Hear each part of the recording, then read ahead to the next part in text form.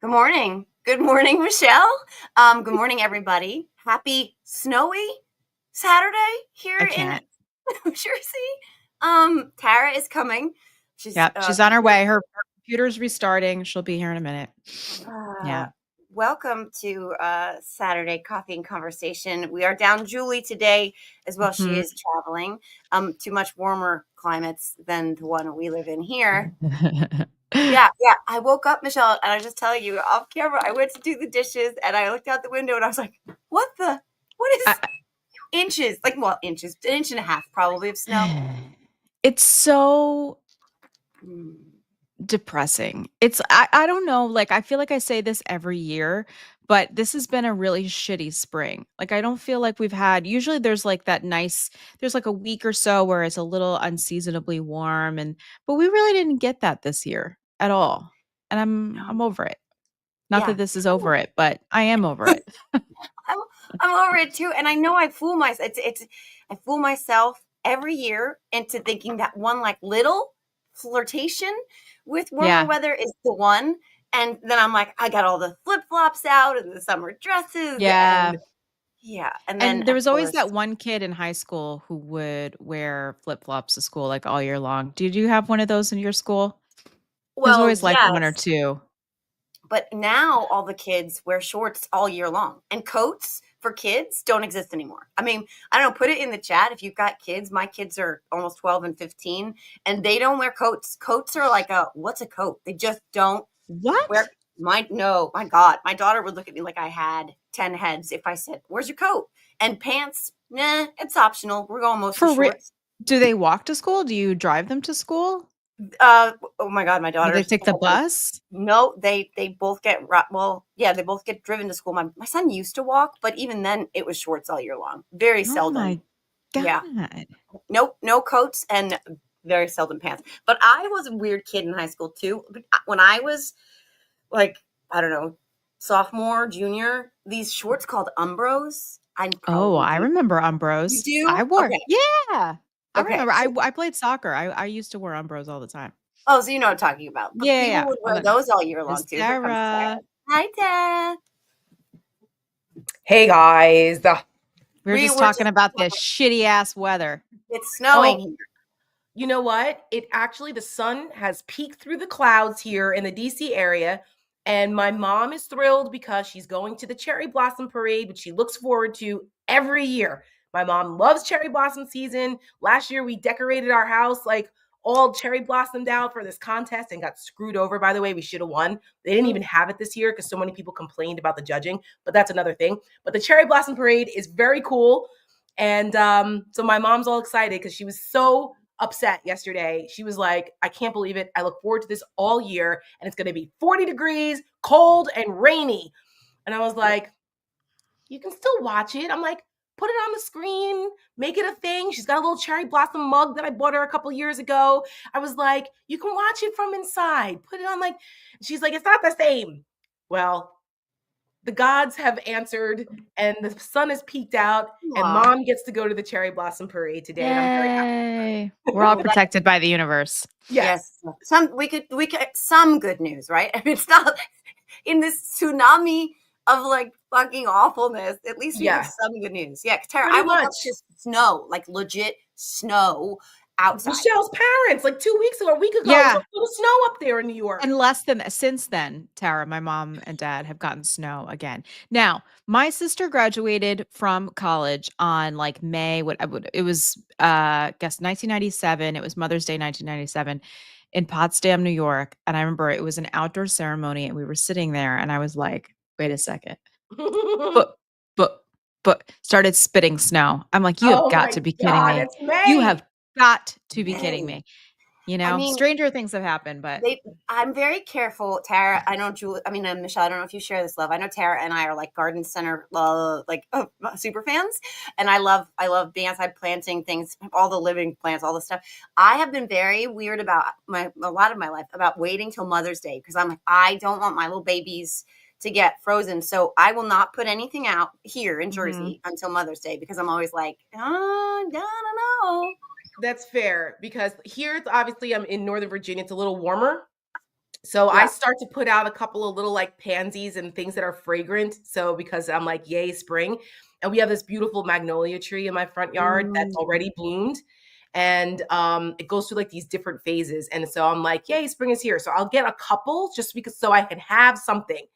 And then usually I'll come up to Jersey and I go to my favorite nursery there, Metropolitan in Closter, New Jersey, anyone in Bergen County, and I will fill up my car with the hanging plants. I make sure I buy tomato plants every year because I have to have my Jersey tomatoes. Has to be. So I get all my Jersey tomato plants and then I go, it's like gangbusters. And I always do that in May also, because by then it's There's smooth few sailing. things like, I mean, there's nothing like taking a bite. I mean, for people who like tomatoes, I understand it's, controversial for some folks, but an in-season tomato. Well, my husband hates them. And if like a raw tomato touches anything, he's like, I can taste them. And I'm like, oh my God, like, what kind of Italian is he? He likes them cooked in like sauce or he likes it in salsa. But I was making him, I made one of those crunch wraps, I make those with the burrito and the crunchy thing. And so I put chopped tomatoes in it because obviously, and he's like, I can taste them. Oh my God. One of the I'm like, what? pleasures. I'm like, what? One of the greatest pleasures in life. Especially, and Joe, you can appreciate this too, being from Jersey. Everyone knows I'm part Italian. And what we do is we take raw tomatoes, especially Jersey, basil, olive oil, and mozzarella. And so good. The greatest thing ever. Fresh basil. And like the aroma. Oh my gosh. We gotta change this for Joe. Seriously, it is one of the purest joys of all of life because oh my God. And I don't have a garden. I have one of those raised beds that's actually on my deck where I grow my tomatoes. Yeah. But just going outside in the summer and being able to pick a couple and just slice them up, salt, pepper, little bit of fresh basil, definitely. I do a little balsamic glaze on mine, splash of olive oil. I'm like weird about balsamic, but yes. Oh, and fresh mozzarella, forget it. Like all day long. Olive oil. Oh my God. It's like listen, growing up in Jersey, my grandfather and our property, he had a huge garden. And like the garden was a thing. Like every day I would go with my grandfather. I would water the garden. He would show me different things. I mean, we had everything. We had radishes, carrots, green peppers, lettuce, green beans, and tomatoes. And also we have rhubarb that's been growing, and like fresh rhubarb that's been growing on our property for 100 years. And my grandfather, God bless, before he died, I was like, Gramps, you got to give me the rhubarb recipe, because he would make like the gazpacho rhubarb with strawberries, kind of like that. And so he told me how to cut it, how to cook it, what to do. And I was like, I still have it on my notes on my iPhone. I remember sitting in the hospital with him and like, I don't know, maybe 6 months before he passed. I was like, Gramps, you're not dying with the rhbarb recipe the way Nana died with the jelly mold recipe for Christmas. My grandmother went to the grave with the damn jelly mold, and my mom and I have been trying to recreate it for years. We've gotten kind of close, but gotta write that shit down. We're like, Gramps, you got to give us the recipe. But we had cucumbers, and like I can remember as a little kid just going and picking them and eating the tomatoes like apples. My mom and I still do this. We eat tomatoes so good like apples. You can like taste the sunshine. Oh my God. Yeah. You know what I mean? You can taste the sunshine. My neighbor is from Paris, across the way, and she's from Paris, but her family is from Italy, and so she goes and back and forth all the time. And she was like, there is nothing like eating in season fresh vegetables and fruit in Europe, especially, because she was like, things just taste different over there. And she's like, you can taste the sun. I was like, that is so accurate. I love that. Thing. I love Bergen County in the house right now. J Mac just said, like growing up in Bergen County and eating fresh vegetables and tomatoes. Yes, you get it. You get it. You get it. It's my God. My grandmother, she, this is as Jersey as it gets. Her house bordered Route 80 in what used to be called West Patterson. And now I don't know what they renamed it. I don't know what it's some fancy name Woodland now. Park, I think. That's it. You know why I Whatever. know this? Because my senior prom was at the country club that Get was in out. West Patterson. It was called like Woodland Park Country Club. I think it's called Woodland Park now, but I I remember think being that's like, what? I think that's right. Right. Yeah. So her backyard literally bordered Route 80. And back then we didn't have those sound barriers. It was just like Oh a my- Route 80. it was like I a was like a chain link fence, but she would grow. She was Lebanese, 100% Lebanese. She actually was shipped to Lebanon to marry an adult man from Texas. But her Lebanese parents God. here shipped her there at 13. But she came back to the States and she would grow her grapevines that she would use for what we called On the yebra, fence? Lebanese. So those the rolls that they make with grape leaves. People call them different things. The Greek call them Yeah, damai. Dolomades Yeah. or something like that for the I go calling them yebra, but my grandma would grow them on the fence that was on Route 80. Yes, I love And we go out there and pick off the leaves as the cars. That's go really moving by. funny. That is the most Jersey ever. We have grapes too that grow on our property in Paramus, and my grandfather, they've been there again for 100 years because in Paramus it used to be all celery fields for people who want a little Jersey history. But and Paramus had there's a lot of Lenape Indian history there in northern New Jersey, and Paramus is actually Paramus, which means land of the wild turkey, which they had lots of wild turkeys running around. It was a whole thing. And if you ever went to Paramus Park Mall, there was this sculpture of a Lenape Indian with a turkey that was like a clay sculpture. I think they've rescued it because they've done some renovations, but it's still like a thing. But anyway, it was all celery fields, and my grandfather would grow these grapes, and my mom is still tended to them. And people who follow Michelle and I and who follow me know that my husband and I became big wine snobs during COVID because the only thing we could do is go to wineries. And Virginia has great wineries, like fantastic wineries. And so we became friends with a couple of the wine makers for the wineries we go to, and they would give my mom tips because she's like, I want to know what to do to keep these grapes from getting like little grape diseases that they get, or like, what can I do to keep our family grapes on our property going? But my grandfather, he was many things. He was not a winemaker. I mean, the Germans are good at a lot of things because my grandmother is the Italian side. My grandfather was German. Emil Hugo Settmeyer, very German. They're good at Rieslings. They're good at the Gewürze. Yeah, the Riesling's so good. Oh, so but good. my grandfather's gifting was not winemaking. But what he thought it was, and he would try to make wine, and he would have these glass jugs of wine in the house, and he'd be like, Schnookums, because that's what he called me. He's like, Schnookums, come taste this one. Come taste this wine. And I'd be like, oh, well, Gramps, yeah, you're getting there. You're getting there. The wine was awful. It was awful. If you wanted to run your boat on it, or if we ever ran out of fuel, the wine my grandfather made would be good to, run something with. It's like Boone's Farm. Or maybe, but oh God, or cook with it. Actually, it was pretty good to cook. But yeah, God bless. We still have we're trying, but winemakers were not. Like grappa is one of those things I don't understand how people drink that. I have tried. I've tried. I'm not. I love all things Italian, but grappa's like stuff it's like me. Jet fuel. It's. I'm trying to think. Is it like it's like not fennel. Like it's like what's that? Anisette? Yeah, like that. No, I wish it had the complexity and character in. Is that like a black jelly bean? Do you know what I mean? It's like if you took all the flavor out of it and then just amped up the jet fuel part. Yeah. It's like sake and Anisette had a baby and then left it in the basement for like 10 years, and then Stephen Miller raised it after that. That's God.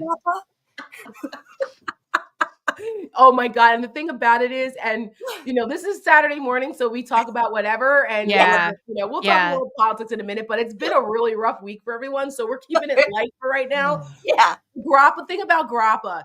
And if you've ever been to Italy, it's like people, if they offer it to you, licorice, you have to drink it, or else people will get insulted. And so it's like, I have had to like, just with grappa sometimes, and I'll try to change the subject. I'll be like, yay, okay, and then move it on but you have to. My husband is not a fan.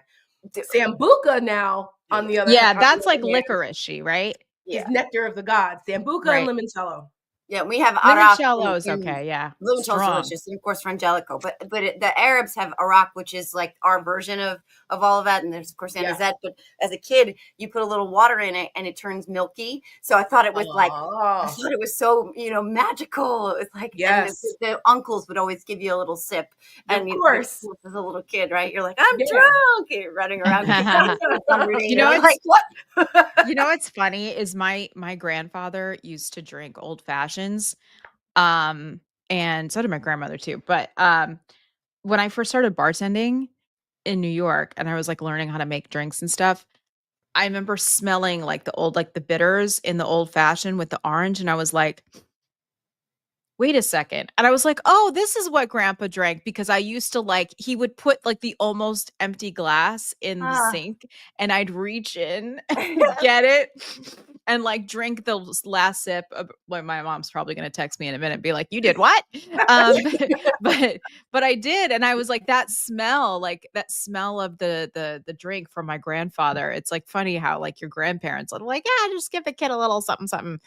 Yeah. I don't know if My grandfather grandpas used and grandmas do that anymore, but He used to, 80s well, were the my grandfather used to do that because he was a police officer and he'd come home every day, dinner at 5:30, right? And he would Mhm. smoke a pipe and I would pack his pipe. Schnookums, go get me my pipe. And I would pack his little pipe and I can still smell the cherry like tobacco from his Yeah. pipe. Oh, see, that's Yeah. Yeah. beautiful. It's those olfactory memories that where you're like, yeah, for me, it's bizarrely gasoline because my dad was always outside mowing the lawn or doing something or Yep. working on something. And that smell of gasoline always reminds me of my dad, but also Jersey gas stations. My dad was like, Yes. he insisted on pumping his own gas in New Jersey, which, by the way, Is we he don't illegal? do. We don't do that here. Can I just address something just really quick to our Yeah. trolls this morning? Good morning. How are you Hey, hi doing? guys. Hi, How's sweets. the Welcome. Lubriderm working out for you and Apparently- Rosie Palmer? Good. Apparently Mhm. none of us have husbands. Oh, We wear too much makeup. We never stop talking, and we No. want all men to be playing in women's sports. Okay. So, they're on the wrong chat. Like, guys, you're in the wrong live stream. I Yeah. don't know who that is. but I don't have a another husband, but I woman. like dick so much they should give me a loyalty card. Okay, Yeah. let's just be real. There's another woman here that has dropped in to let us know how much she hates us too. So Oh, I just Oh, want to is say, she really a good- woman? Is she well, I don't really- know. Just can she define it? Tell Should us. we, Right. should we ask her to drop trow like Nancy Mace and Yeah, check? let's inspect her genitals, please. Yeah, Right, let's- right, um, please. Let's think how sad Um, your life has to be that you are here Right. to tell us how much you hate us and how much we Yeah. suck and how irrelevant we are. You are Yeah. here. Yeah. Okay. Thanks for I mean, coming. Yeah, 'Cause you know thanks, what? Your appreciate it. Thanks views- for helping the algorithm. Yeah. Right. Your views help us. So thank you Yeah. for being here. And thank you. And even more so, engaging. Thank you Mm. for helping our engagement. Also helpful for our algorithm. So Yes. God bless. Yeah, God Hope you bless guys are having a great weekend. Thanks Yes, for Our joining fault us. that you You can't guys get can laid. fuck all the way off. Sorry, Yeah. Julie's dad. And Sorry, we'll Julie's still dad. be happy and enjoying our memories of our wonderful childhoods in upstate New York and New Jersey. That's Yeah. right. Yeah, on I a don't Yeah. know, sunny Matt, Saturday. I think we grew up in the same place. I saw another comment where they said that their grandfather, Irish grandfather, had the same cherry tobacco. Huh. Oh, Green wow. County, I'm telling you, probably bought it from the same place. Oh, look who's entered the chat. Look who's entered the chat. Hi, Raf. Hi, Raf. You want to come give us cat Aw. butt early in the morning? We're gonna get cat butt in a couple seconds. Yeah. Ralphie It's is funny, very I'm happy an to. uncle. Oh, I'm back.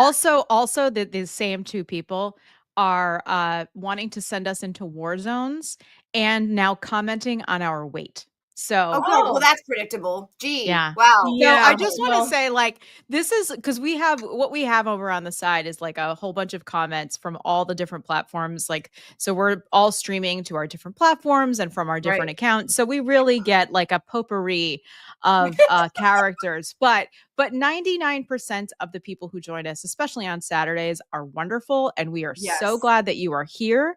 Yes. And I look forward to, as soon as I sign on, seeing where everybody is from and where everybody is joining us from, because Mhm. nothing, especially in moments like this, make me feel less alone of what we're all dealing with from different parts of the country. I just it's great to see everybody, and I'm just so thankful. So thanks everybody for Yeah. being here. I think it's Yeah. great. And we're And real I people. love it considering like Michelle and I are in like some of the best shape we've been in I don't know, probably 20 years. So thank you for noticing. Yeah, I know.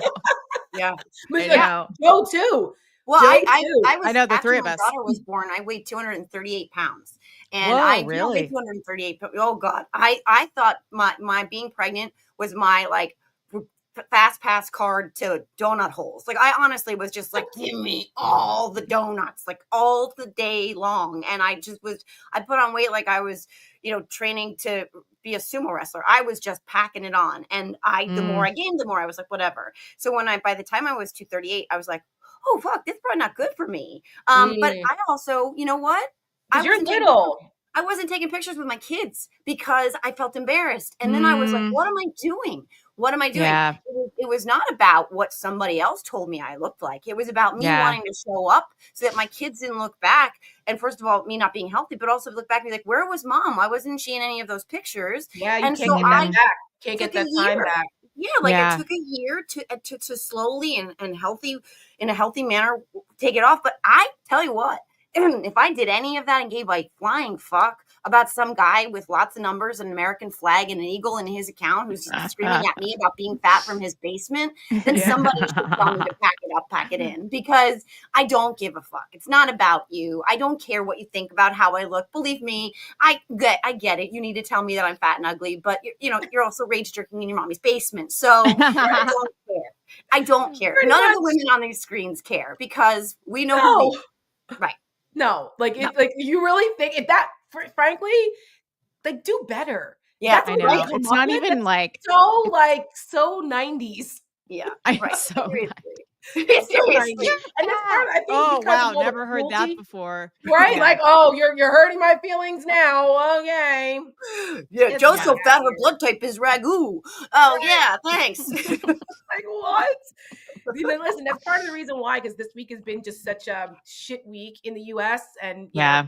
folks know that I was gone. I was out of the country. I was in Morocco with my husband Ooh, for that's his pretty. 50th birthday, celebrating. And I come back to the stock market's tumbling. Trump is trying to deport Tara, look. citizens.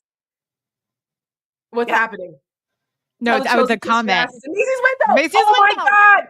Okay, J Mac, did we go to school together? Seriously, my grandmother used to say that I know. That's why I was like, wait, what? all the time. And I say it to this day. My mom and I have started a journal of like Nana-isms. Well, Gloria was her name. Gloria-isms, because my grandma used to say all kinds of funny shit. And we're like, what did that ever mean? And we would just say them anyway. And we were like, so everyone's, my grandma has been gone since 2005. And here we are 20 years later, and we still remember old phrases. We're like, oh my God, Nana used to say that. And we write them down. Kiss my ass in Macy's window was something my grandmother used to say all the time because she was a competitive dog show handler. She was a tough broad and she was a dog show maven. And yes, if you've ever seen the movie Best in Show, the Christopher Guest movie, it is exactly like that. Oh my Dog show God. people are nuts. And my grandmother, she was a little kooky, but she was hilarious and tough. And so she would tell like people to kiss her ass in Macy's window all the time. So now Michelle and I, it's like a running joke because I'm like, they can kiss our ass in Macy's window. So, or I'll say go fuck off in Macy's window. But it is always a homage to my grandmother Gloria when we say kiss our ass in Macy's window. Macy's window. I love it. I love it. My love grandmother it. was from Queens.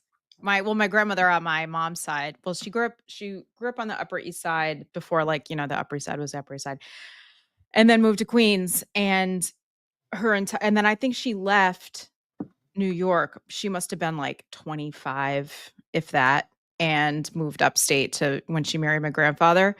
And she kept that accent her whole life. Oh. And I felt like it got stronger as she got older. I'm like, Grandma, you don't go there. Like, you don't live there anymore. And she was like, well, you know what you should do? Well, do you want some sugar in your coffee? And I mean, like, and she just, and my sister and I, like, when we were kids, we would like go under the water in the pool and like hold our noses and like try to talk in my grandmother's accent to each other. Like it was just like we always teased and made fun, but it's just so funny because like to this day, my mom and my dad and I will always just make, well, you know what you should do. Always They're- telling everybody what they should be doing with whatever. I love it. Sure. I Always love it. something. But My love dad, it. my dad had the heaviest accent. He came here he was, I think, 17 when he got here from Mm. Lebanon, and he had to learn English like in a very quick fashion. So he just basically learned like what he needed to learn to communicate, and he never accommodated, things like transitions. So we used to joke like one time there was a video my sister's husband took of him going outside to replace a light bulb, and she's like, "Where are you going?" He's like, "Where are you going?" And he's like, "I gonna go do Anna's bulb on front." That's it's like a mixture of the Fonz and Frankenstein and the guy the tattoo. Like that's like my dad. That's just the way he talked until he, God rest his soul. But like we used to, it was, "How you doing? Hi, how are you?" That's how my dad talked. That's so sweet. Oh my God. That is, Right, I love it. Yeah. I love it. I mean, these are the things. There's an Instagram account that I follow of this guy. His name is Greg. He's a teacher in New Orleans. He teaches like kindergarten kids. Are you Oh, yes. familiar with him? Yes, I love him. I love He's him. hysterical. So funny. He He's has so things called Gregisms. And Oh my he God. talks about he's this wonderfully amazing gay man who teaches little kids in New Orleans, and he's like the theater teacher. He's like the Oh, first wait. grade Is he a teacher. white guy? Yes. He's so Yeah, And funny. he's yes. amazing. And he says, "Find your joy." Like Yeah, he yeah, always yeah. ends his things with "Find your joy," but he tells these funny ass stories about his interactions with his little kids there Yeah, and yeah, the stuff that oh my God, he's hysterical. So But he funny. always, and he calls them Gregisms, and he'll be like, and he'll always, but he always ends his videos with "Find your joy." Mm. I mean, like you said, and like He's we've already hysterical, by the way. established, Hysterical. after a week like this, and every week seems like it's like the last week, but on crack, and Yeah. the last week was really bad. This week there's some really This horrible was things. particularly horrible. Yeah. Yeah, it's dark. It's really dark, and we are still human beings. And one of the ways we can manage to get through all of this, first of all, is together. We always say that, right? But Yeah. also is finding our joy, finding our humanities, finding those things that like connect us to each other, which are more plentiful than the things that actually tear us apart. And we're Yes. seeing a sustained effort to pull us apart, to Yeah. tear us apart, to pit us against each other, to not care when we can't fucking find the father that they accidentally oopsed to El Salvador. They don't know where he is. Like that is hard. There was a horrible car accident here very near yesterday where the special needs children were on a bus and the car accident involved them and another bus passed by. It's dark. It is hard to wake up. The helicopter thing in Yes. New York and off the Hudson. Oh Okay. my God. Have you read about this? Have you read about this? That it was an executive from, am I saying this right? Siemens. Yeah. Yeah. And it was his wife's 40th birthday. And their middle child's birthday was on Friday. So they were coming to New York to celebrate, and they were taking the helicopter. And then the pilot was a retired Navy SEAL. Jesus, God. And he was black. A black 36-year-old retired Navy SEAL who always wanted to fly. yeah. And I only And mentioned that he was black because there are not that many black Navy SEAls. So like Yeah. the accomplishment, even more so of him reaching that, and the demise is just awful. Sorry, go ahead, Michelle. No. I mean, so obviously when these things happen, it's, everybody's like, "Oh my God, do you know? Like, are you down there? Do you know anybody on?" Because it was right on the river. So it was like right by the Holland Tunnel is where right across from it Jersey went City. down. And I do remember vividly the day that the other plane went down in the Hudson, which thank God that was a not a fatal situation with Sullenberger. But this was very tragic because, I mean, the thing with the helicopters, first of all, I understand statistically it's still very safe to take, blah, blah, blah, blah, blah. However, when you're in a helicopter and like you have an engine problem or something like that, there is no other, it's like you turn into a paperweight and you just go down. But the thing about this that just really is, and I wonder what will happen in the investigation if you see the video of it, and it is quite jarring. So Yeah. trigger warning if you're going to go looking for that. It's upsetting. Um, it looks like something hit it or something rattled, and like the tail of the helicopter broke off because it's only the front part of the helicopter that is crashing first and upside Yeah. down, and like you see the blades and everything Yeah, you go. see the blade by itself come It's down. Yeah, it's really, really awful. And I really feel for these I really feel for these people. What a tragic, horrible, like it has so much life ahead of them, all of them. Um, you just don't want to see something or hear about something like that happening. It just, and like there was a photo of them taken in front of the helicopter right before they got in Yeah, it. there was It's this just, couple. They were ugh, another like I think they were a Dutch couple. These women, yeah. they were gonna go next, and Mm, they were like they still. I think they either took the photo of them or they yeah. remember them, and they when they heard what happened, they were the like next in line to go when this family came back. And this was in the New York Post, and they didn't realize what had happened, how bad it was. So they got back to their hotel, and they were like, "Oh my god, that was the family we just saw in the photo." Like It's, So tragic. it's it really terrible. is. Yeah, it just And then listen again. You just said life is precious, You and just we never have know. You it's right. just never know. Just never And know. That's And true. right, and the thing is that reminds us, right? That reminds us because universally, it still exists where people who see that story don't care about politics, right? Where they're like, yeah, that is just tragic. It was that child's birthday. It was that woman's birthday. It was that family's, celebratory yeah, moment. And nobody stops and thinks, I wonder how they voted. I wonder who they Right. supported. You just yeah. feel for them. You just feel hurt for them. You feel sad for them. You feel empathetic for them. This is still a thing that exists in this country, right? Like, Yep. but unfortunately, again, I keep bringing it back to this, but unfortunately, again, we're being told that some people we shouldn't feel that for, that there are some lives that don't deserve that kind of empathy or response. And that's just Right. not who we are. And so we have to always remember that. Like, it's terrible that tragedy has to remind us of who we are and how we care, but Mhm. it constantly does. And they very much would like us to not care about certain people, depending on what they look like or where they're from or what kind of tattoos they have. No, we don't. It's not, we're not saying, oh yeah, we love MS-13. Bullshit. What I love is due process. You know what I mean? Yeah. What I love is Speaking humanity. of, look, Michelle, Mary P has the same theory you do. Yeah. She said, "I'm really afraid the government knows El Salvador can't produce him because he's already dead. I would be asking for proof of life and be making that public." I cannot believe it. No. Listen, I say Boy, this. this has gone dark real fast. We were No, real I know, happy but 15 minutes but ago. This is Geez. life, right? This is like what it's like to be This- alive in 2025. I know. It is. And Yeah. you know what it is? I say this often. Never have a lack of imagination. A lack of Mhm. imagination is a very dangerous thing in this world. And my brain went there the other day, and I was like, oh my God, what if these people are already gone? Because here's the thing, this is the kind of prison where people never come out, especially if you're sending people from the United States there. And if there's an administrative error and you have to send them back, the Trump administration is never going to send these people back, and they're going to find every possible way to not do so. Because can you imagine that interview with those people when they come back? Can you imagine what kind of stories they're going to have? Yep. I mean, it's bad enough. So, I mean, bad enough for them that one journalist, was it from Time Magazine, was there when they were bringing the people off the plane, and that's when this one particular photojournalist had seen the gay makeup artist, fall to the ground sobbing.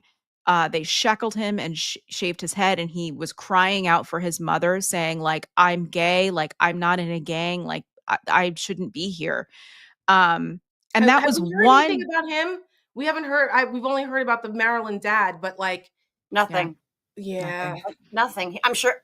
Again, we Not don't know okay. what is actually happening. Like, we don't know. But beyond that, we really, the lack of transparency should terrify us all, because not only were these people taken without due process, which in of itself should terrify us all. Once they get there, that's it. All bets are Yeah. off.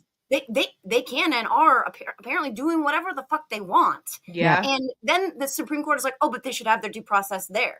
Well, That's yeah, not how it works. That's not a No. thing. right. It's not a Right. thing. Literally making things up.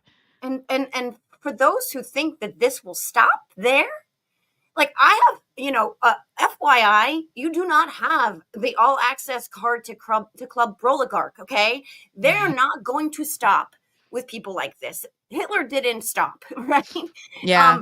If you are okay with this now, you are signing your own fate because they don't care about any of you either. And a lot of people, I hate saying, like, are fucking around and they're about to find out because Yeah. I don't relish this for anyone. But to think that they won't come for you is just foolish. Joe, did you read my Substack yesterday? This sounds very much like my Substack. Uncompromised on Substack. Cheap plug. I just want to say really quick, because yeah. this is a happy thing. Mildred, we just want to say happy birthday to your mother from April 9th, AZ Banks. And there's another birthday here too. I just want to interject with a couple just like happy things. Happy birthday to Dr. Bob, April 10th. So there we go. Happy birthday to all the Aries joining my husband. His birthday was April 4th. So yes. And thank you for, sharing that with us because we like happy things. Yeah.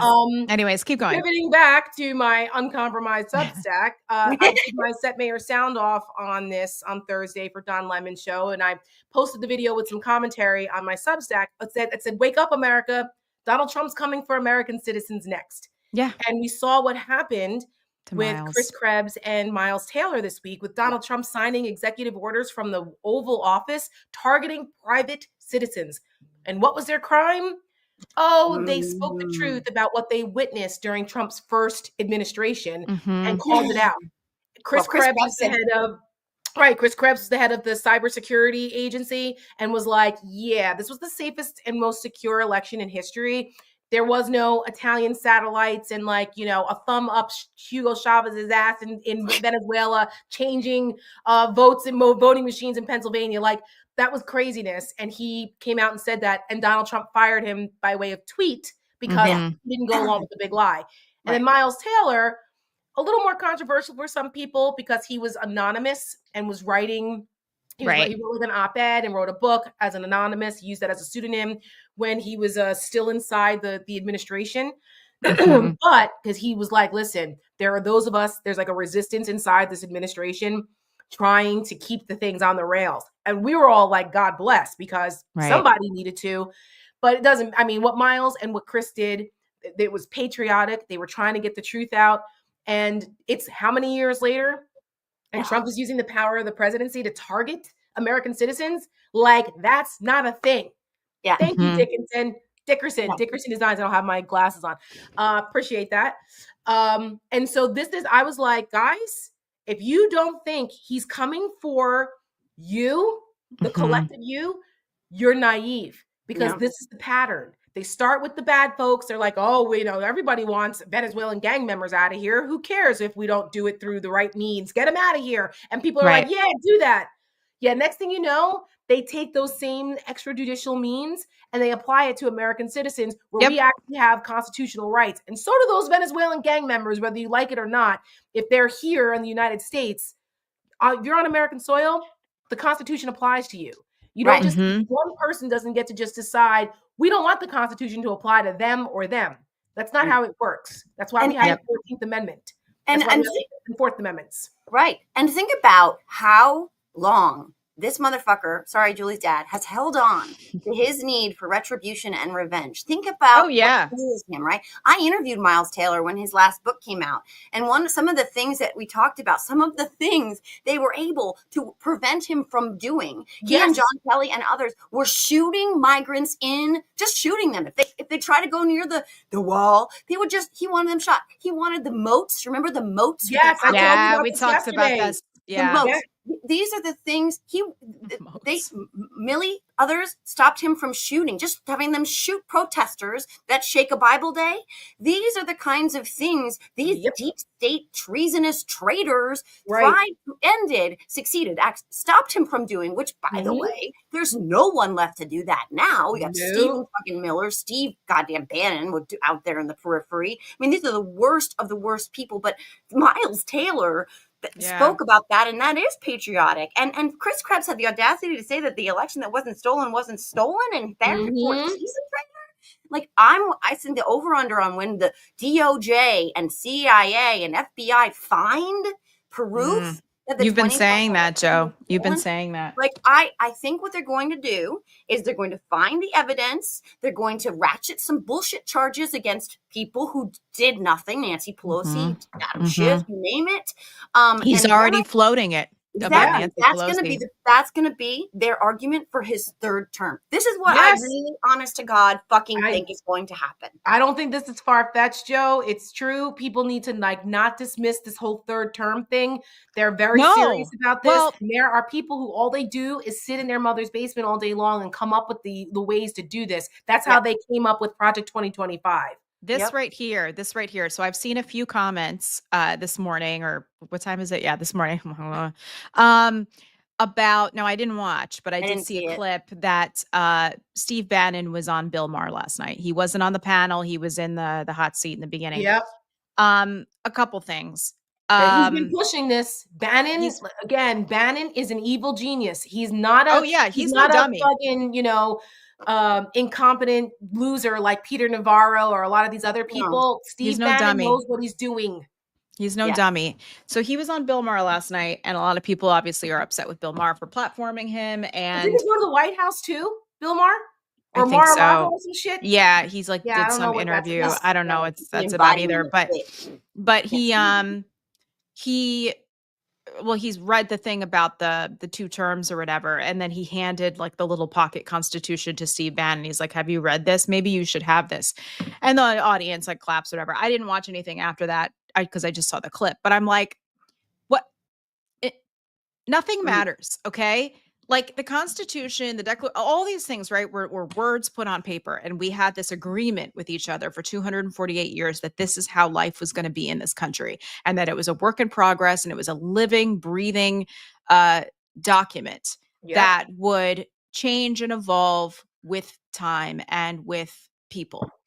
And what has happened is that a certain political party has spent the last few decades trying to circumvent all of the laws and the rules and precedents so that they can clench the power and never let go. And, I've said this, like, I get into it. What's that? No, I just saw the comments. He went to dinner with Kid Rock and Trump. I can't. This is what I'm Come saying. on, Bill. And I have something to say about that in just a second. Yeah. But, and I love a lot of my former Republican friends and colleagues. But one thing that I butt heads with sometimes is on the like Reagan. Like I bring up Reagan in the sense that is a person that matters to people in that space. But I, as someone on the other side, like Ronald Reagan started a lot of this shit. Yeah. And Ronald Reagan and the religious right that came up, when they weaponized the ERA and the religious right, and they brought everybody together, and they started, when Ronald Reagan went after unions and started going after working people. I mean, that's when like Wall Street took off, when it started to be cool to be a trader, and people started making shit tons of money, and we became this like, super uber capitalist society where all we cared about was consumerism. And like that really was the beginning of it. And I mean, I'm sure you could argue that maybe it started before that, but for me, like that's in my brain, that's where it started. But to go back to the Bill Maher thing, there are things about Bill Maher that, he's kind of shocking and brazen. And I've enjoyed some of his commentary over the years, right? Because sometimes I'm like, yeah, that. I've done a show like 5 or 6 times. Yeah. I've been like starting from when I was 26 years old in 2001. Right, when he had the other show, the Politically. Yeah, when he was on ABC, and I almost got attacked by Johnny Rotten. Oh, God, that's right. But that's another story. Go ahead. But he has taken some sort of turn in the last several years. His obsession with reverse racism. Yeah. Now I understand, like, you know, where people might think that that's a thing, but like once you kind of realize that it's not a thing, like, Yeah. I don't know, when you know better, you do better. And I just feel like we're all knowing more and trying to do better all the time. And he's not someone who's joining in on that party. Between that, Me Too, COVID. he's obsessed with the Me Too movement, which Well, makes me think that maybe he's got some Me Too skeletons in his closet that we don't I know about. mean, he has a Um, penchant for like, strippers and things. And It's not so like Correct. he's And organically very, getting very young women. And so and now it's like he's been sued by Donald Trump. He's always gone after Donald Trump for years and years and years. And now all of a sudden it's an honor to meet Donald Trump. I mean, like, I feel like he's taken that kind of libertarian right turn. which he's always And been a little libertarian on things. Like he was a big right, but pro it's marijuana guy before it was a yeah, he cool thing to still be. is too. and the Yeah, vaccine and Apparently, mandates he and said that masks. Trump was charming vaccines. during dinner and basically said he's a Jesus. good guy. I I mean, can't, like, really? well, Oh my but God. he's playing his cards, right? He is in white guy, right? Like, He's supposed to Mhm. be Joe and Mika. yep. Oh yeah. Yep. Yep. And the calculation there for him is, well, this is better for me in the end. And it's, I mean, but people are revealing themselves, right? They are Yeah. revealing. I don't need Bill Maher to reveal himself. First of all, Don't I wanna don't, see I that. like this Not so that kind of Bill Maher. reveal. Thank you very much. No, Yeah, no, no. but I think he has sort of revealed that he does not like women a whole lot, and a Oh, lot God, of no. dudes, No. right? And I mean, I've never met him, thank God, but that is the sense that I get, and it's all part and parcel to it what they have in common, right? Like talking about things that they have in common, him and the anthropomorphic boil pus that is Steve Bannon and Donald Trump and Elon Musk and name Mhm. whoever. Is what they have in common is they don't like women, and they really don't want women, these uppity women, to Know be your place. right. Exactly. I mean, they would very much sign up for trad wives and a reversal of our, Yeah. our rights, and we should be quiet and know our places, like you said. And Bill Maher, Mhm. 1,000%. I was once, the Daily Beast asked me to write a regular article on every episode of Bill Maher. I got through two, and I was like, can't do it. I can't do Yeah. it. I felt dirty. I felt like What years was that? that was like post COVID. So not post COVID, but like I would say 22. Like Yeah. after, I felt like he really did turn. Like He not just. did.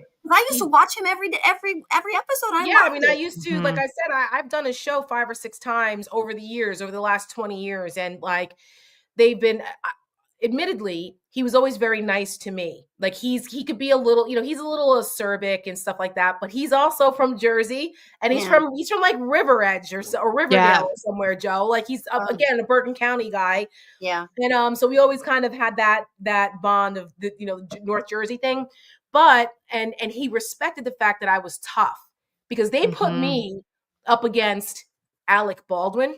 Oh wow. Yeah, I was up against Rob Reiner. This is back before I was, when I was still a Republican. So like, they Rick Santorum, I told you that he's still mad at me to this day, 9 years later, because I ripped him an new asshole so badly on That makes me happy. on Bill Maher in 2016 that he literally did not speak to me ever again, even when we were colleagues together as contributors at CNN for years after that.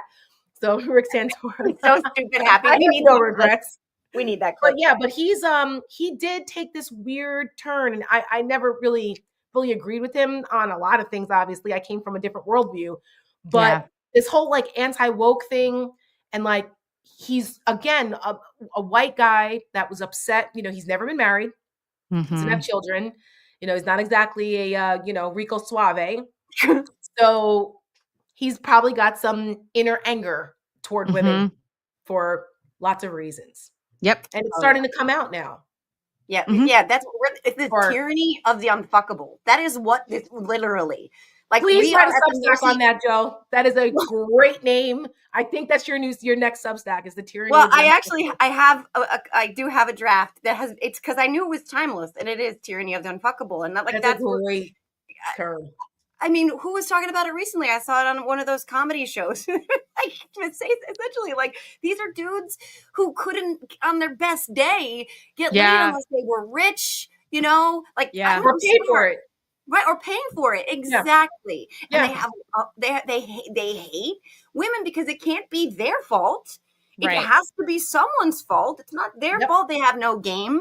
It's our fault. And by the way, what they're doing is they're spreading that seed, so to speak, friends. That is what Turning Point is Gross. all the fuck about. Yes. They're Yeah. trying to tell all these young college dudes who coming out of high school looking like, you know, all pimply and hormonal and like arms out to here, and they just like fucking can't get chicks. And they went through COVID where they didn't have game during formative years because they were too busy playing fucking Roblox and Minecraft online. Like, no offense to anybody. Turning Point comes in and they snatch up these guys and they're like, no, it's not your fault. It's their fault. And Right. come with me and we're going to have these cool parties where we tell women to stay home and have babies and that you're the Right. breadwinner and we're going to, it's not your fault you can't get fucked. It's their fault that they won't That's fuck right. you. It's all the ugly women who take birth control, who ruin themselves. I and have after to hear 30, they're not about- that good looking anymore. Bingo. If I have to hear about this loneliness epidemic of young men one more time, when women again are blamed, when women are the ones who are most likely to be assaulted, to like, I mean, what assaulted by men? It's like Violence Against Women Act. Really? Why is it women that is centered in that law? Why? Yeah. Why isn't it male or, you know, male Right. violence? Why Right. isn't it that? Because You know, it's and it's not like- a thing. Because Right, it's and a thing it's- against women, not men. Right. And it's like, oh, you know, but we need men. They're there to protect us. Protect us from whom? But from I them. know. Protect us from whom? Because, you know. Well, Donald I Trump told said he'll Michelle protect this us the other whether we like night. it or not. Right. Mhm. On Thursday, CNN on Erin Burnett's show, it was right before we went on air for our stakes show that we do Thursdays live on YouTube. Mm-hmm. There was a teaser for this conference about this natalist movement, which I'm like, what the fuck is this? And I saw in the teaser that there were these women that were dressed like Quakers, and they were at this conference, and it was all about how they believe that that women need to have more babies, that this pro-natalist movement is a neo-natalist or some shit. I don't know. I was like, what the fuck is this? So I watched it later because we were on air, and I sent Michelle the clip of it. There is a freaking conference I that can't. happens every year, apparently.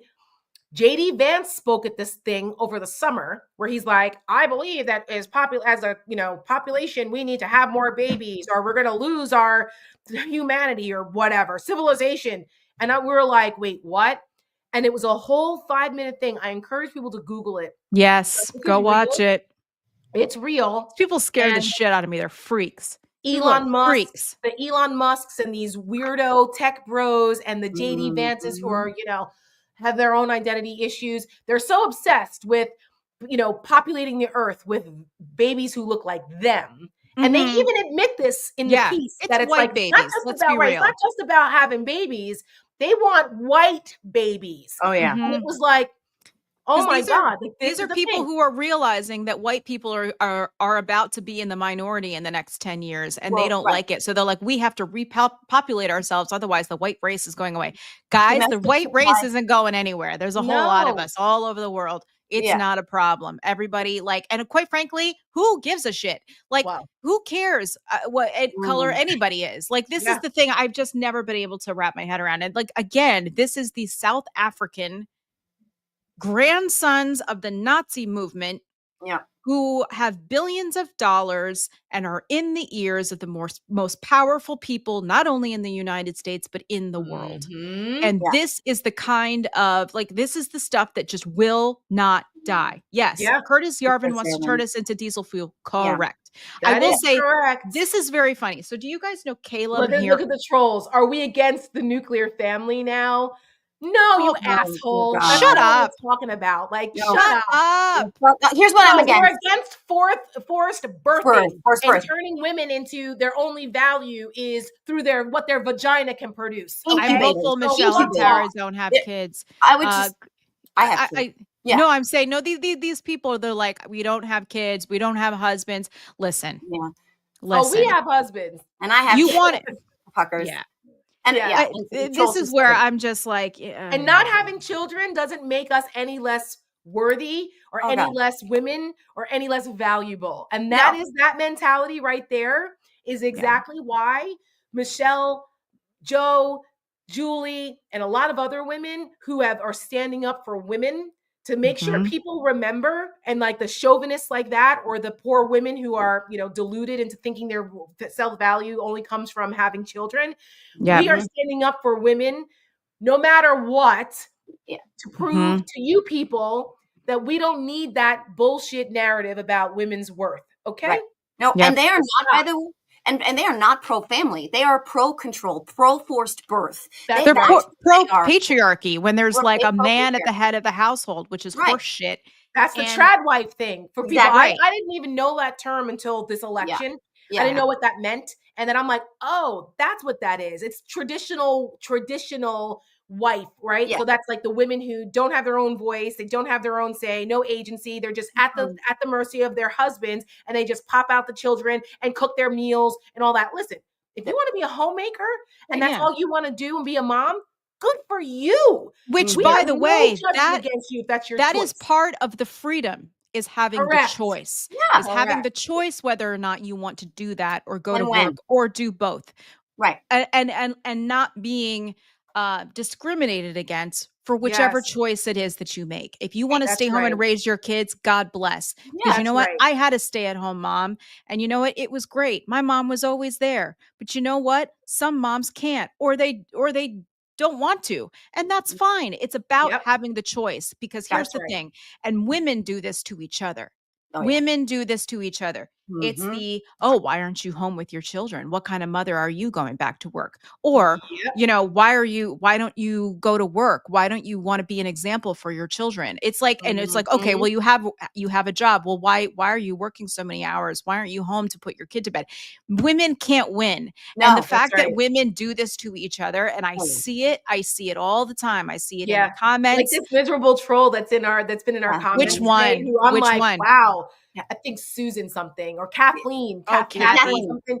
Catherine, yeah. I'm like, oh Mm. honey, you are Happy so Saturday. lost. I You're don't so even know that lost. she's a real person. No, Yeah, I no, looked probably at not. her. Yeah. I'm probably like, just oh, you're so fat Russian lost. troll. The thing is, Her picture looks like AI. yeah. Oh, I I'm don't sure know. it Or is. it's just I'm heavily sure. filtered. Yeah, As it's as probably a a man. seriously, no, what Trevor doesn't know what a man is. But as a mom and a woman, right? I'm supposed to mother like I don't work, and work like I don't mother, because Yeah. I will be judged for either one, right? This is the thing. I'll Mhm. be judged if I don't work, then why aren't you working? And if I Right. and if I don't stay home with my kids, is, well, why are you staying home? So no matter what, we lose. And here's the Right. thing too: Republicans keep telling on themselves this like domestic supply of babies, right? This domestic supply of infants. There are states attorneys general who are suing their states because of birth control being provided to teenagers, right? They have told on themselves. I forget which state it was, Missouri maybe. They were like, oh, well, we can't because it will lower the birth rate if you have let teenagers have access to birth control. They are telling Mhm. on themselves. This is the same party that will force a 10-year-old girl who has been raped to have that baby. This is not about being pro-family. This is not about being pro-life. This is about being pro-men on top and women being subjugated. This is about being in control of our bodies. Can you imagine if Yes. we regulated motherfucking Viagra? Like, Right.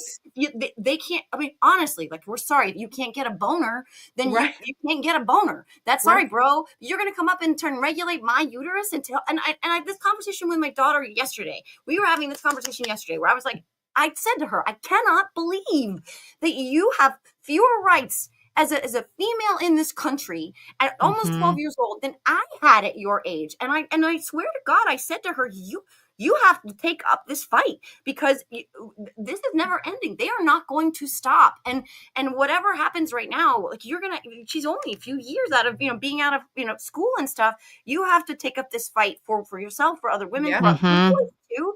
But like, I just It's cannot never believe over. my daughter has fewer fundamental human rights than I did at her Yeah. age. And our grandmothers, which is nuts. Yes. Yeah. It's Yeah. nuts. I'm so upset. Yeah, see this, assuming these people are real women or real people, Tracy and Kathleen have spent the last hour trolling all of us, other women, telling us how disgusting we are and how our makeup looks. And like, this is what I'm saying. It's like, I mean, this is assuming that Yeah, these I don't. people I are mean, real. I'm not yeah, even convinced I that they're real doubt it. I people. doubt it. It's Um, there. It's always the men who are so like, ooh, we want to be manly, blah blah blah, that are usually the yeah, and then ones you that go have. look at their profile pictures, and it's like some guy with like a tooth. Yeah. No, I They, think Um, I think worship sometimes they someone wish who they could wears be us. fucking makeup. What's that? I think they wish they could be us. I mean, That JD Vance wears mascara for Christ's sakes. right. I And know. JD Vance is lonely, Tara. Oh, Who please. says he's lonely? He doesn't have enough couches to fuck over there in A DC. He's closet, lonely because he's married to her when he wants to be married to somebody else. Trust. a Yeah. closet the size of Narnia. So here's the Yeah. thing. So I'm reading this and I saw this the other day. So let's see. Overall, the rate of teen pregnancies in the United States has declined 14% since 1990.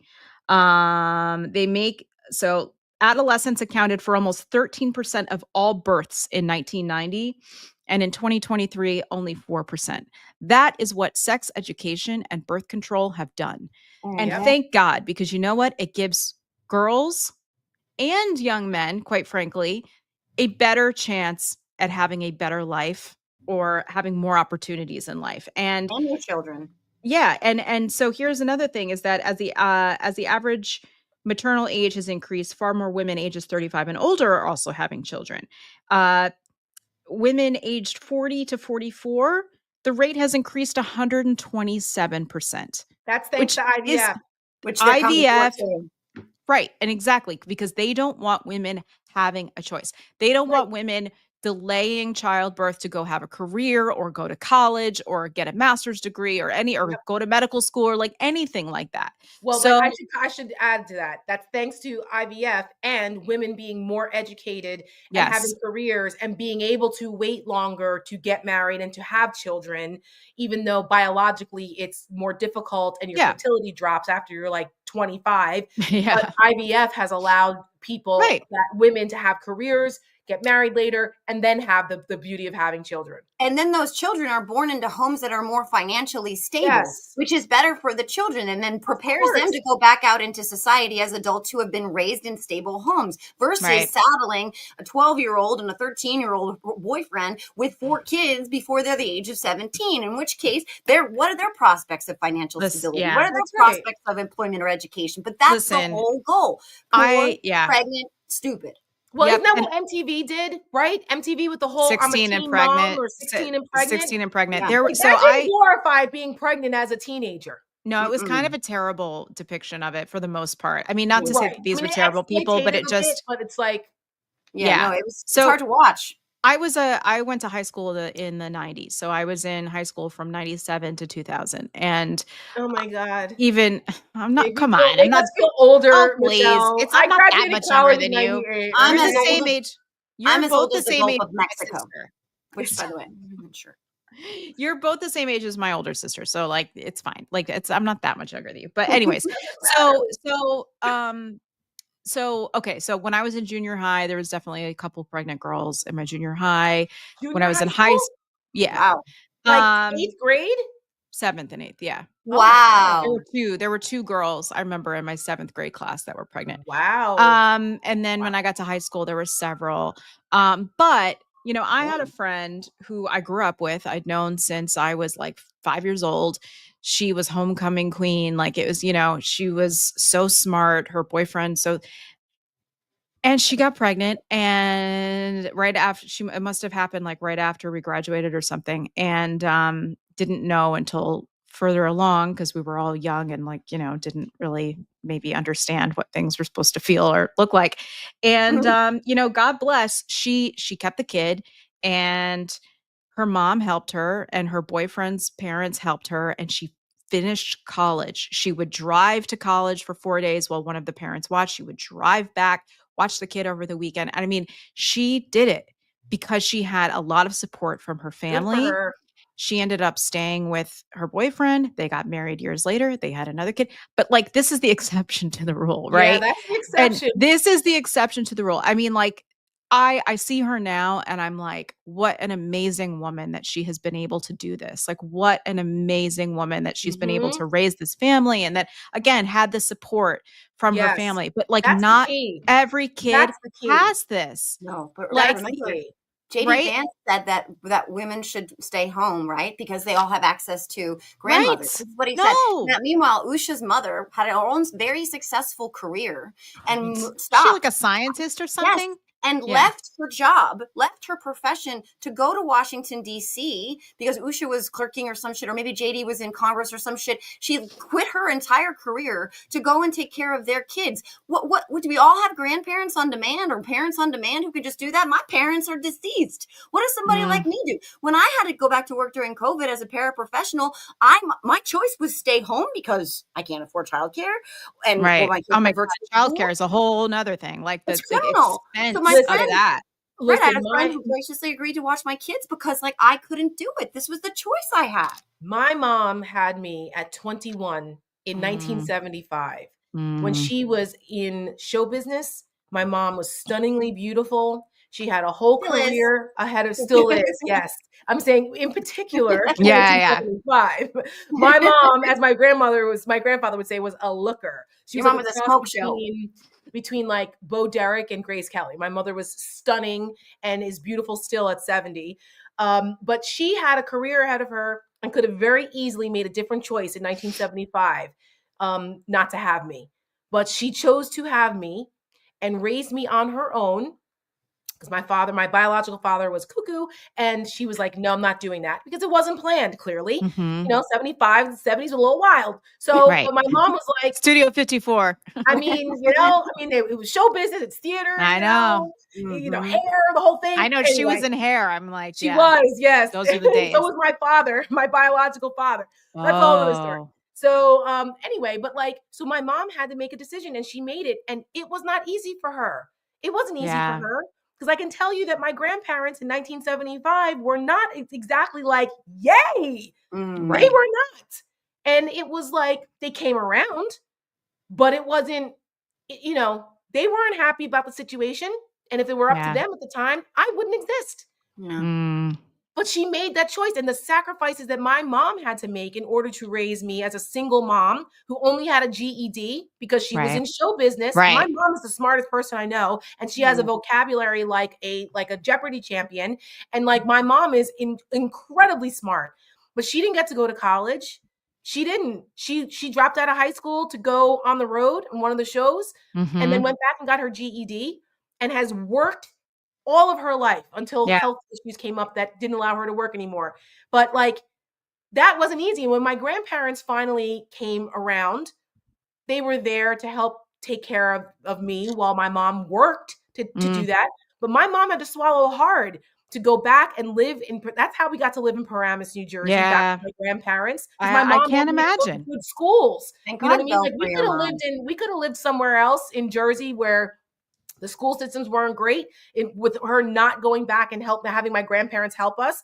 But she made the decision to make sure that I got a good upbringing. And thankfully, like I said, my grandparents came around rather quickly, by the way. Right. Of course. My grandfather was like playing with his tie from when he came home from the police department with me in my little crib when I was about 6 months old. Like it didn't, the like, oh my God, you're pregnant, we don't want anything to do with you. That went away real fast.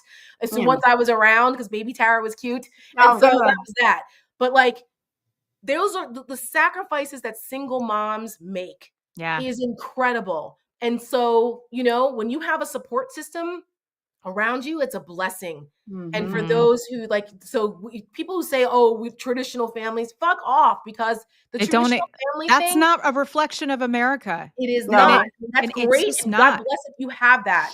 But Right. don't be judgmental of people who don't have that and still have the fortitude and do what they need to do to take care of their children. Mhm. And thank God for, by the way, Tara, just as a side note, thank God for your mom and for her parents and for that support network. Can you fucking imagine if the world had been deprived of Tara Setmayer, friend? Can you fucking imagine? I know for a fact, because as a single mom in Jersey watching CNN back in the day, going, yes, that. Everything that woman is saying, I fucking love her. She is not rolling over. She is not compliant. She is not taking this shit. She is speaking up. She's a Republican and she's fucking giving it to them. That inspired me.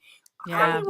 I literally would tell, I've told you this before, it is the absolute truth. When I would see you, I was like, that's me. Like, I'm not a Republican, but I grew up with a Republican dad who changed eventually. But your voice was crucial to me finding mine again. Mhm. And like, so you take that back and you trace it all the way back to your mom's choices, your Yes. grandparents' choices. Yes. And like that, this is the thing that like, we have to remember that we can like lift each other up through these stories that we share, and through and saying finding the best in each other, and saying the things that we, that again lift each other up. And like, I'm just so glad that your mom, that she had you. I Thank didn't know you. that her Me connection was so too. Me yeah. too. I everything good in me, everything great in me, I attribute to my mom, and I honor my mom all the time. And my mom is amazing, and I wouldn't be who I am if it weren't for her. And I come from a bloodline of tough bitches, man. Like I said, my grandmother was a tough. She was 5'1" maybe, and you didn't fuck with Gloria Setmayer. You did not want to be on the receiving end of a Gloria Setmayer letter ever. And she was, she was tough, man. And it got passed down. And my great grandmother, who came from Germany, was also tough, man. She didn't take any mess. My mom would tell me stories about that, tough German grandmother. And like, I'm grateful. I'm grateful that all of those traits were passed down to me, and that I can represent my family legacy of women, of tough women the way. Because I'm the only granddaughter. My aunt didn't have kids, and my mom was the only one. My grandfather only had daughters. So I'm the only living, breathing Setmeyer still around.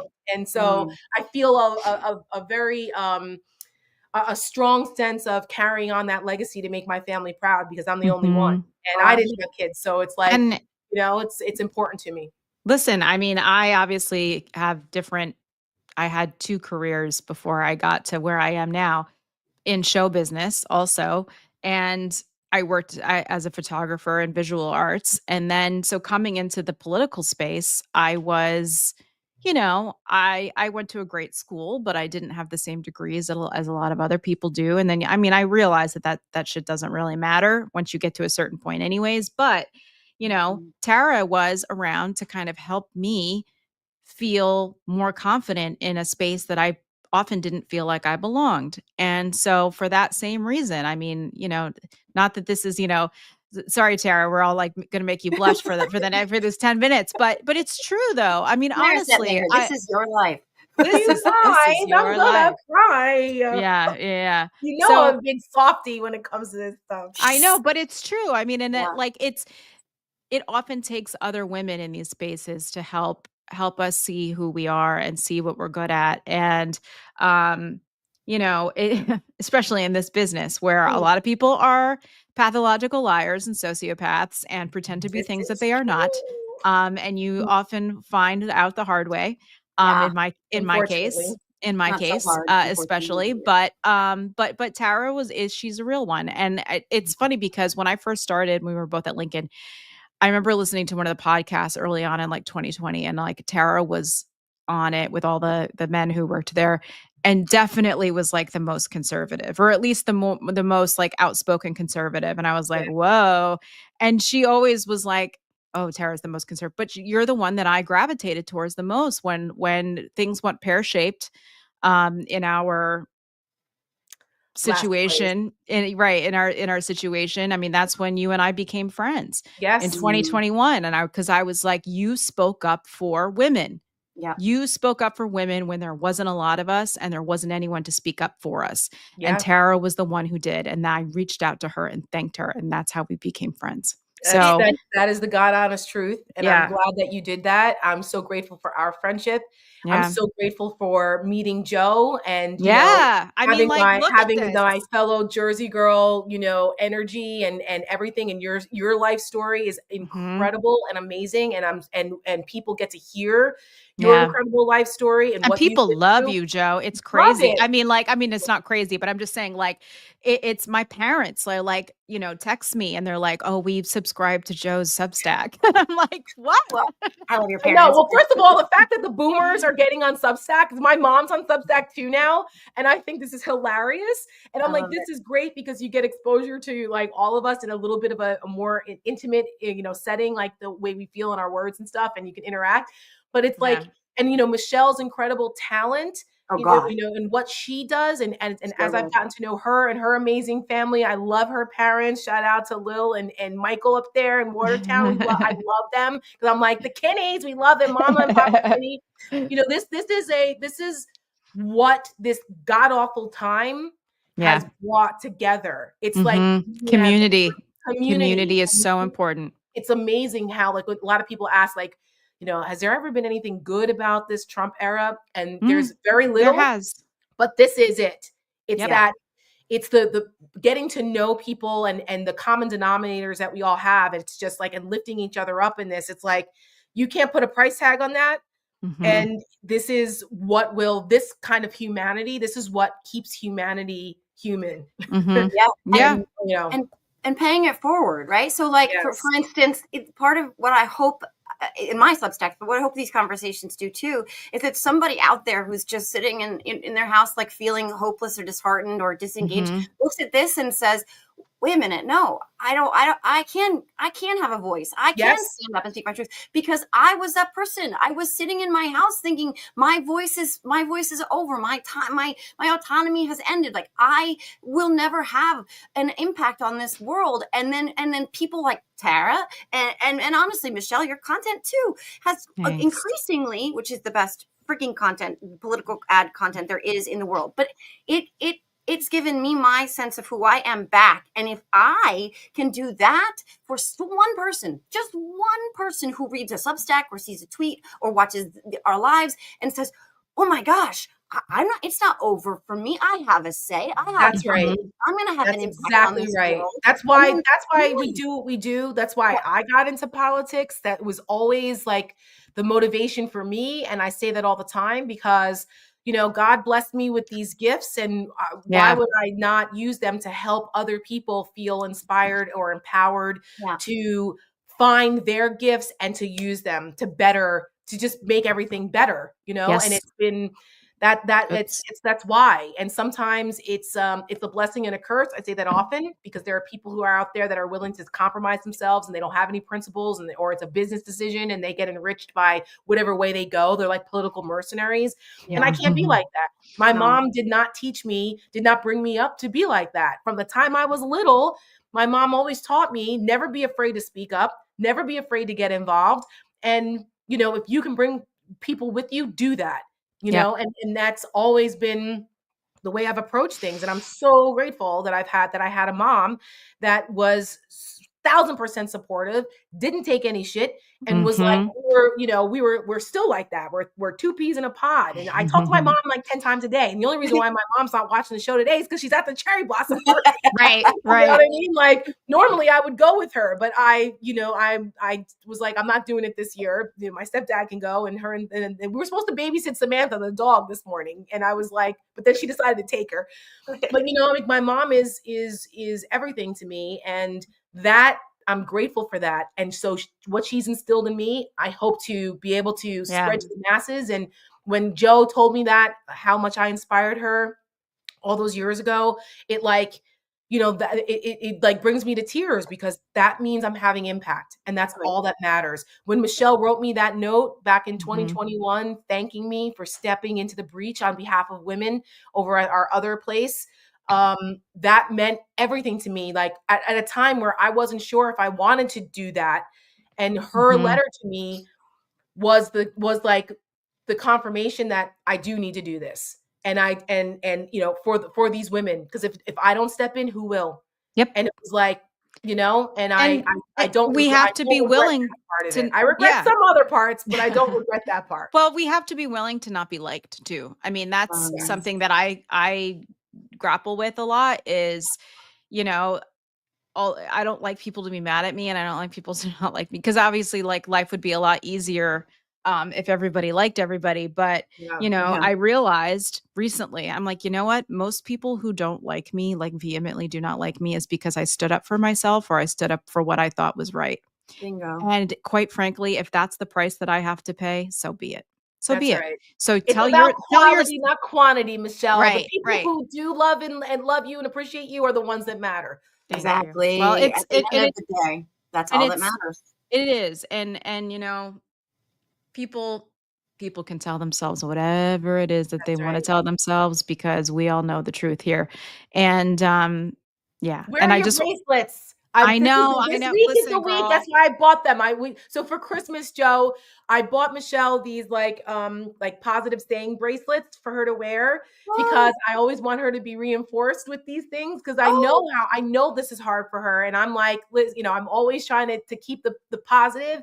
So I brought her these bracelets to wear, and one of them says, "Don't let the bad days win." Another one says, I think there's one that says like warrior or something. I forgot what the other one says. There's another one that I bought you that like I want you to remember all I the know, time. I know. I have am them. Bring on after we get off. I have I a will. bracelet that I got that is Morse code for "You are strong," and I gave one to Yes. my Oh, daughter. that's I great. think there's one. I think it says "You're stronger than you think" or something that I bought you, Michelle. I can't remember because I bought myself a bunch of Yeah, things. yeah.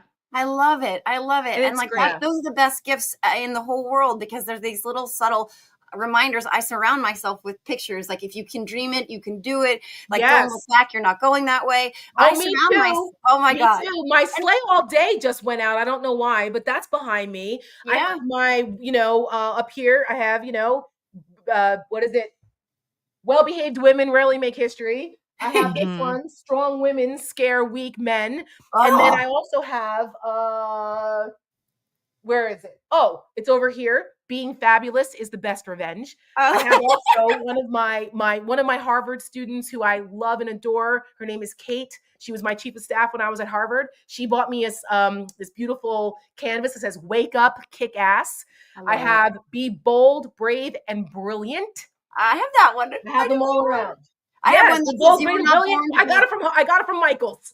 I love it. I have one that says "You were not born to be subtle," and it's a woman. Yes, glorious. Yeah. One. This is This is my newest one. Right here, I Never got know this. how strong. It It's says, "You never know true. how strong you are until being strong is the only choice you have." That's where we Mhm. are right now. That's Yep. where It we is. are right now. And that's why too, like there's a couple things, and I love you it. got this. We do got this. Thank you, by the way, to the almost 14,000 people who are here with us right now.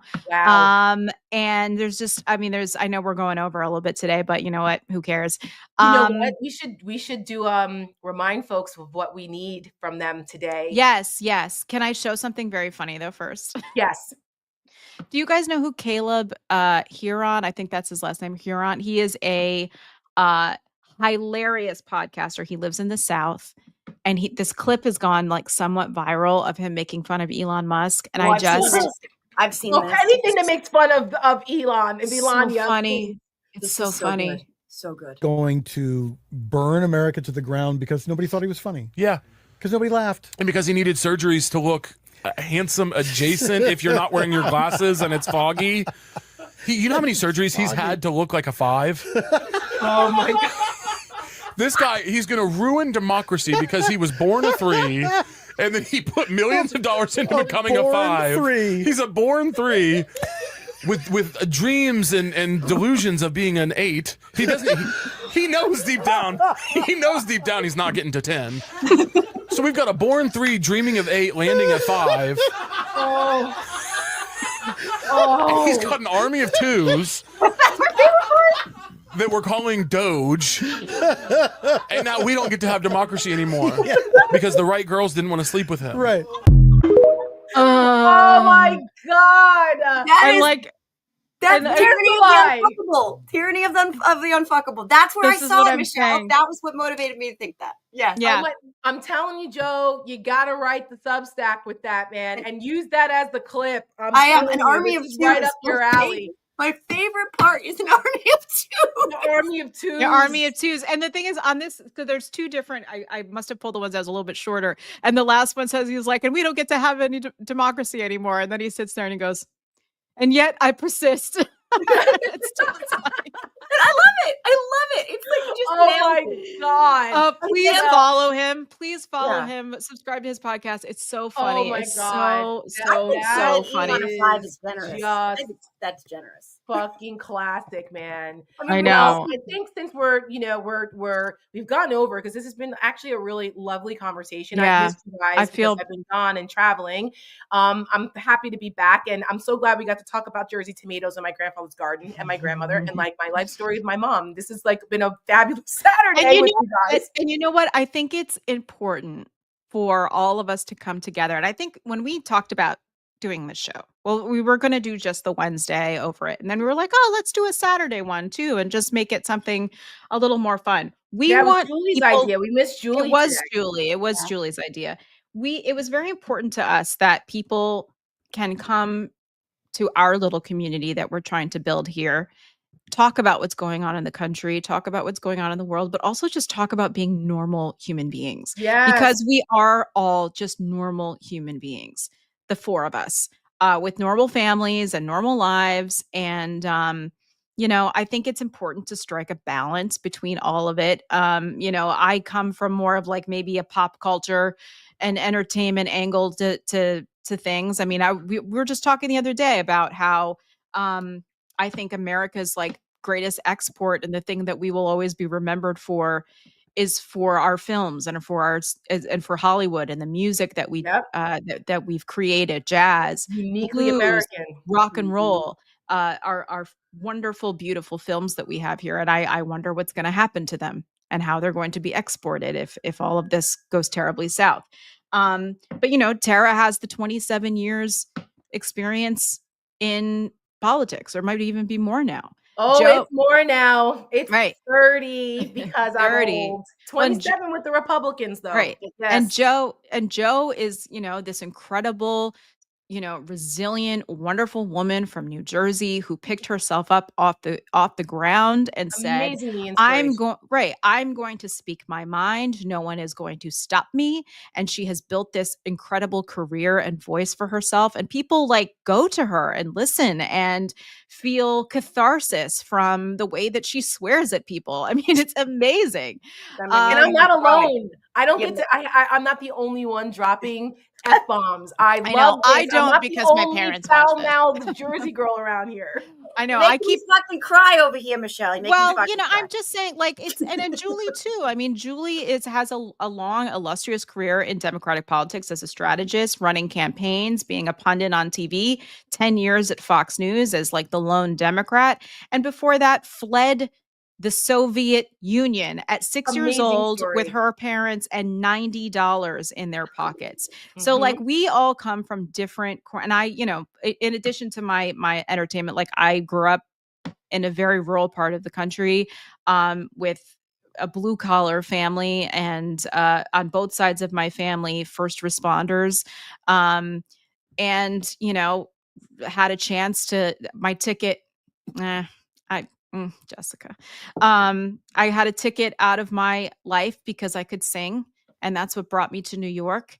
And I'm still You're gonna here. sing one of these days on this show. I by need the to way. No. see it. Oh, I need to Okay. see it. I I am have been blessed to absolutely hear not gonna do Michelle's that. gift. The rest of the world that in our political world needs to hear you sing. Yes, That's please. absolutely not happening. But Yes, I it is. adore We're you. gonna. No. We're gonna. Yeah, have that's please, awkward. please. That's weird and awkward. I'm not going to do that. Listen, But- if Don Lemon can open up his show singing Yacht Rock, which he did the other day when we were on, okay, you can sing a line or two. Does he on our sing? show. Does Don Lemon sing? Oh, Oh, no. I I was like, joked oh, maybe that Don it Lemon's sounded got like a great song. voice. I don't know. No. I mean, he could sing a little bit, but like not like you. And I Oh, joked wow. that his rendition of I forgot what it was he was singing. I said, you sound a little bit like a cross between Coming to America, She's Your Queen to Be, and like Michael McDonald. Oh, And then we had Yamo this be whole there. awesome conversation about Yacht Rock. But anyway, I Yammer love Yacht Rock. but I say all that because we try to strike the balance here. We do try to strike the balance, and we want people to. And somebody in the comments today was saying, talk about the Save Act. We don't have all the time to talk about the Save Act. It passed in the House, unfortunately. It's a bill that is designed to disenfranchise tens of millions of married women in this country who have changed their names, which is funny enough because JD Vance has had 3 names. Yeah. Yes, that his we name know doesn't of. match. Yeah, his That name doesn't doesn't match include his his birth drag certificate. names. Right. Oh, Right. Katara. It's sorry. probably he's Right. Katara. Right. Yeah. But We can talk about we Stay Back hope, on Wednesday though. yeah, and Yeah, because it's going over to the Senate. We still have a chance to talk about it. right, and they Yeah. need 60 votes. We're hoping that people like Brian Schatz don't vote for it because I'm quite frankly a little scared. But I recommend that everybody, just stay informed, like call your reps, keep doing what you're doing. Wear your red lipstick in defiance of all of this. There's a red lipstick moment. This is why I've been wearing this lately because I love it's such a commitment. You know what I mean? So I'm Yeah. going to wear it here. But yeah, so we just want people to, if you just want to like come hang out and talk about normal stuff while we also talk about this really important dark stuff. You're getting requests, Kenny. You're getting requests. Hakuna Wait, what? Matata. Hold on. Damn. I gotta scroll. Hakuna Matata is Eric Sanger wants you to belt out Hakuna Matata. That's an Oh interesting Jesus. choice. Not happening. Not happening. I just want you to do Somewhere Over the Rainbow sometime. I don't know. That's like one of my favorite. Like, I'm telling you, Michelle can sing her ass off. I have no doubt. Even if you have a clip, share it with the world. I'm telling you, we're gonna I bless don't the know. world with this gift. I don't I'm know. gonna convince her. It's so embarrassing. It is not well, anyways, embarrassing when you have a gift. on our way out, Tara, why don't let's promote what we want people to All tune in right. and read, Substacks and other things. Okay, so obviously, please go read our Substacks, as Michelle said. JoJo has Are You Effing Kidding Me? I have Uncompromised. Michelle's on Substack, but I'm trying to get her to do a Substack on culture and film and politics because she's so good at that and brings a very unique perspective. And then she can maybe like sing on her Substack. I don't care, but Michelle's on Substack too.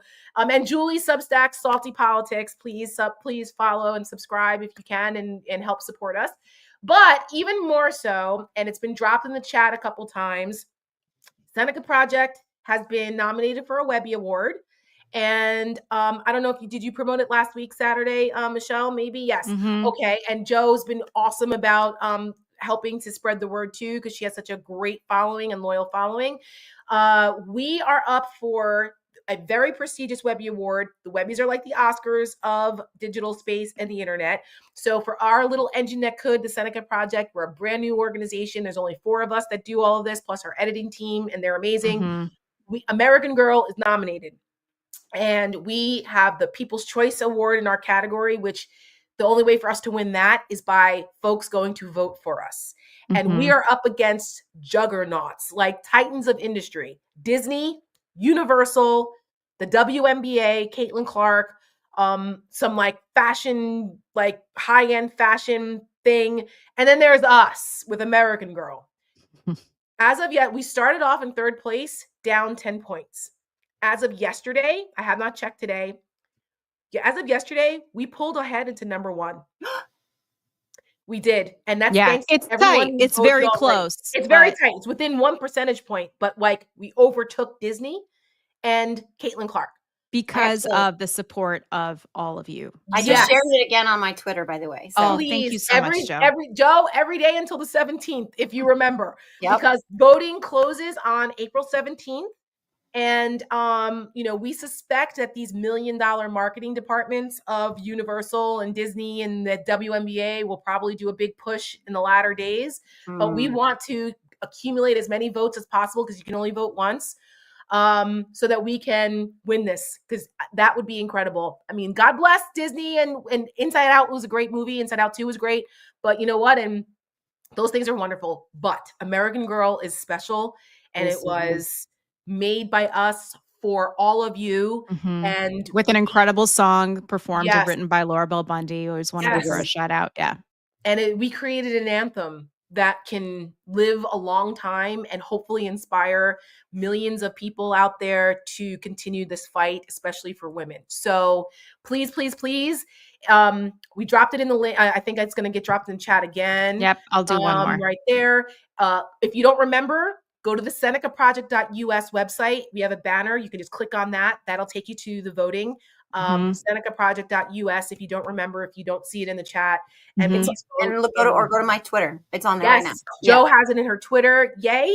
And please spread the word, because Yeah. I can't even, because this is really not just about us. It's about all of you. And that's why we created American Girl, and it would be really cool. So Are Yeah. you going to play us out with it? Because Yeah. I'm ready to cry. By the way, and the last thing I'll say about this, and you know how much I love you guys in this ad in particular, but like I am not lying to you when I tell you that the first time I showed it to my daughter, she cried. She said, Mm. "Mommy," and she cried. And so like when you can get a almost 12-year-old girl to look at you and cry because of some political ad, that you're doing something right. So yep. Well, I- and not to keep everybody, but literally just one more thing. It was this time last year that I was sitting at a table at the Edison Ballroom. My friend had invited me to some benefit, and Laura Bell Bundy got up on stage and started singing this song. And I was like, "Oh my God, this is it." And I start texting Tara under the table because we Yep. had the idea of starting this and we were putting it into motion. Yes. And We're coming up on the 1-year anniversary of establishing Seneca Project, actually. wow. And I was like, this is the song. This is it. This is it. And so we launched, and this is something that we wanted to do, but we didn't have a ton of money, and it's very expensive to make ads. And this was the last thing that we did. And we're like, we cannot close out this election without doing this. And with the generosity of some of our editors who really who donated their time and their skills to this, and Yes. the generosity of Laura Bell Bundy, not only for being on our advisory board, but also giving permission for us to use this song, and her co-writers Shay Carter and Jeremy Adelman. So, it really was. It took a village. It really took a village, did. and It went viral organically. I Yeah. mean, organically. We don't have millions of dollars that, we didn't have we didn't even know Joe then as like a social media, Mm-mm. maven to help spread it out, like to say, hey, do it. It happened organically. People Yeah. just did it. And then when And Hollywood did it, and like, oh yeah, we were sitting, it was a Thursday, and I looked at my phone, all of a sudden it was Julia Roberts, Ellen DeGeneres, Amy Schumer, Viola Davis, and I was like, what is happening? This is the Jennifer Thursday. Aniston, Julia Jennifer Louis-Dreyfus, Aniston. we were like, what is happening? It just went. And then on Saturday, so that was Thursday before the election, and then like Saturday, we got this email from somebody in Hollywood who works with Steven Spielberg.